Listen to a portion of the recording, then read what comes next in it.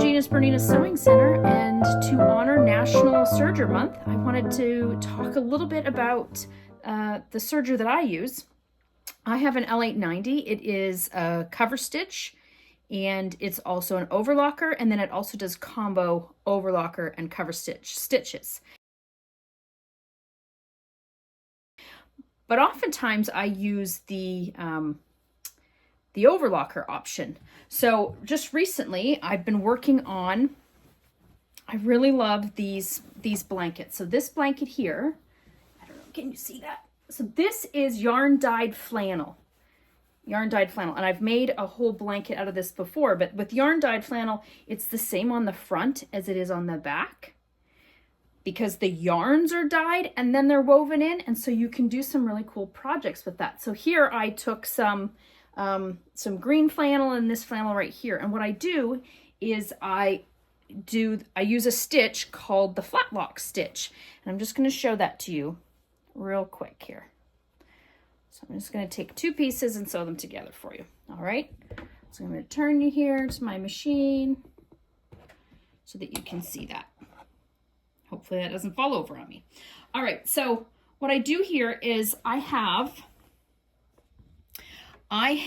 the flat lock stitch. I use the 3-thread flat lock wide stitch. And when you put that wide stitch in, it adjusts your tension for each one of those, for the needle, for the upper looper and the lower looper. And so for this, I use something called woolly nylon. I find it helps with some of the piecing. It kind of fills in. I do shorten my stitch slightly when I take it down to about 1.5 when I'm doing this. So just take these two pieces, and I set up this machine for this flat lock stitch, and then I'm going to run it through the machine.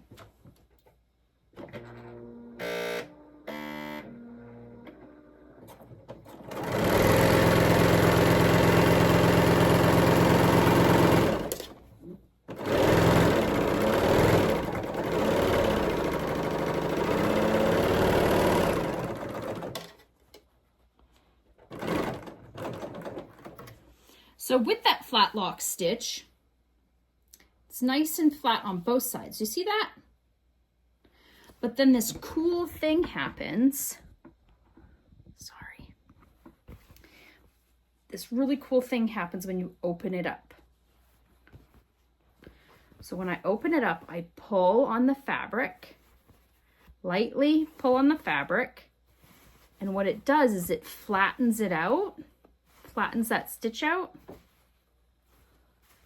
and then sometimes I have to wiggle it to get it open, but then it's flat on the front and it's flat on the back. You see that? Isn't that cool?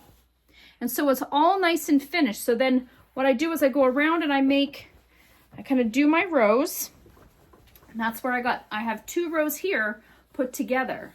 Now when I'm done,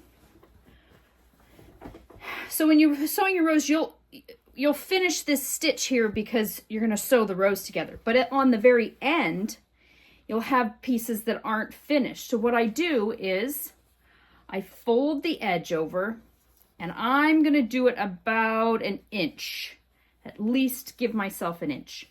And then I'm going to run this through that flat lock stitch all the way through.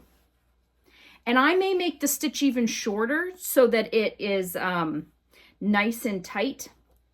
And then I'm going to do the same thing. I'm going to pull on that and open the stitch up, and it'll lay flat. And then what I can do is I can fray this edge. All of this will fray, and then I'll have a frayed edge. So I roll this over and give it about an inch, and then I flat lock all the way around the edge of the quilt to kind of finish these end seams off. And then this, I'll pull it back just like I did with the other piecing that you saw, and then I'll have a fray on the edge of that block, on the edge. And it makes a great porch quilt in the summer when you want maybe just a little bit, or even maybe this time of year that you're warm enough that maybe the wind is just blowing and you need just a little bit extra. But I love it out on the porch. It washes really well, and it's not as expensive as making a whole quilt and having it and throwing it out there. So my kids like to sit in our screened-in porch and read and things like that. And so I don't like them taking all my quilts out there. So I make them those flannelable blankets and they love it. So the other thing that I did recently is my machine was in the shop. And so I wanted to piece a quilt. I couldn't go a whole week without quilting. So I used my 890 and I pieced this whole quilt with my L890. This was all done on the L890. I even pieced my backing together. These seams right here were done. Do you know what I mean? And then you can serge the binding on. I serged the binding onto the front of my quilt, and then I hand bound it down. But what you can do is you can use, when you go to do the binding, you use in your lower looper, you use a fusible thread. And so that runs back and forth on the back. And then when you flip it over and press it down, it holds it down so that you can either machine bind it down or you can hand bind it down, but it just holds that whole binding in place, and it's awesome for that. But I'm going to show you how I did this. So what I do is I'm still using the 3 needle here. So I'm going to go back to the stitch. I'm going to get an overlocker stitch, and I used a 3-thread overlocker wide stitch. So when you use a 3-thread overlocker wide, it is a 1/4 inch seam. So everything that's in here is what you need. So I have a left needle, I have an upper looper and a lower looper. The cutting width at 6 is a 1/4 of an inch seam. And then everything else is good to go. So I'm just going to hit that check mark.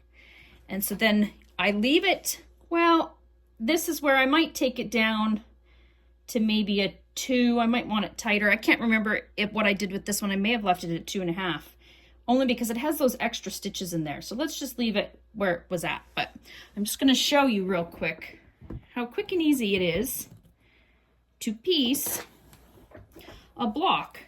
So first off, I'm just going to you just put your pieces on there just like you would if you were quilting, because the 1/4 inch is really a 1/4 inch.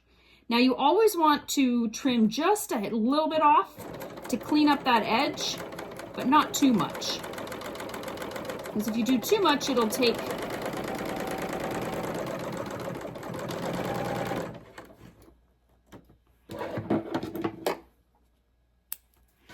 And so I pressed my seams just like I would with any other quilting that I would do. And then I don't need to worry about, I just cut these pieces real quick, but what happens when you do this is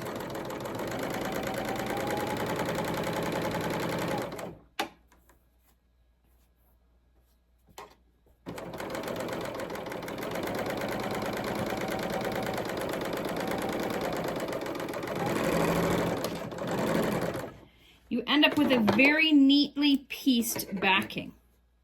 And I don't usually cut the threads until I go back through, but you're going to press that open. I'll trim this edge off. I cut these pieces real quick just to show you. But you would press your pieces before you would attach them to the next one. But then what happens is these pieces back here are all nice and clean. Do you see that? There's not going to be any loose threads. There's not going to be any unraveling. You will press them all to one side, but then on the back of this, it'll be all nice and clean. And so it makes for a nice quilt that lays really flat, and you don't end up with a bunch of threads, especially maybe if you're working with white, a white background or such. Then you have those in a dark fabric, you'd have threads that would then end up behind your white. This helps keep it nice and clean, and it lays nice and flat. Also, if you were to piece a top like this and you did it with your serger, it could become a like pieced tablecloth, because it's all finished. all you would have to do is you'd have to go around and finish the edge to make sure that you didn't get fraying on the edge. But it could essentially be a tablecloth too, which would be awesome.